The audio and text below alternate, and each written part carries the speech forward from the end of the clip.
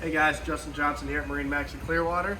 Today I have the pleasure of showing you a 2023 Sea Ray 19 SPX outboard.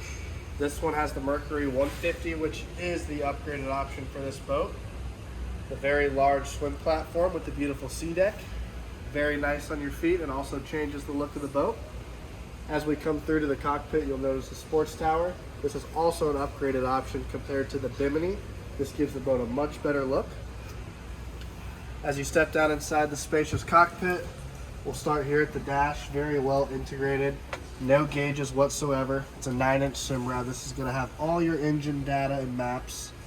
Very well thought out dash once again. Then we'll pan over here to the lounger. This is a very nice spot, very comfortable for the co-captain.